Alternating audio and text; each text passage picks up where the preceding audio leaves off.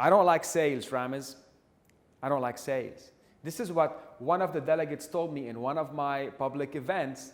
And as I started digging deeper, she came and told me the story of how she turned things around. And she went to tell her manager, I don't like sales, I don't like this job, because her job as a telemarketer was to generate leads. And she had worked there for a couple of weeks and generated 0 leads until she asked her manager, told him that, and he said, you know, tomorrow I'm going to sit with you and show you how to get the job done. And for an entire day, she observed her manager making these calls, and guess what happened the next day?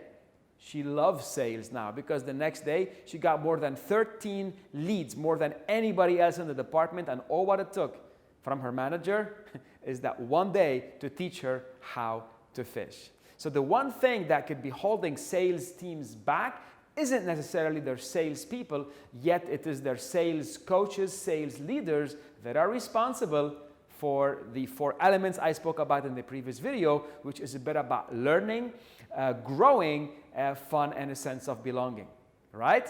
Hi, my name is Ramez. Helou, I'm the founder and keynote speaker at the Sales Academy, where I simply speak at events and conferences to educate, inspire, and motivate sales teams to sell more, faster, and profitably. So what happens is there is a simple formula that if your sales leaders are able to do, simply it will unblock whatever hurdles that could be holding your team back. We know that the speed of the team is determined by the speed of its leader. So the leader must be a subject matter expert. The leader must take the time, must be great at organizational skills to take the time and spend the time with individuals.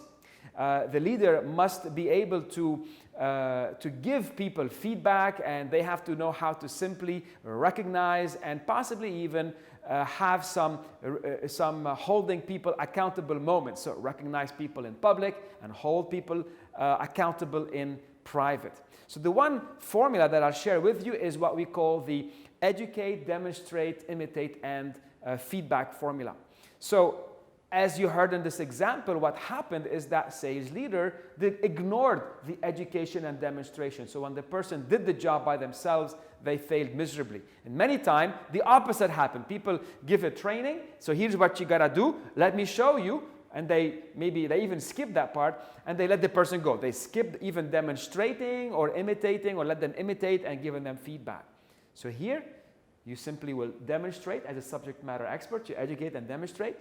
You let them imitate, and you're giving them feedback, and that's how it goes. So it's educate, demonstrate, imitate, and give feedback.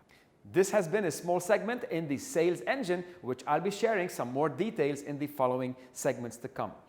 Keep watching and watch out for some of my future tips. If you find them useful, share them with others. Go ahead and share this link with others so that others can benefit from such ideas. Until next time.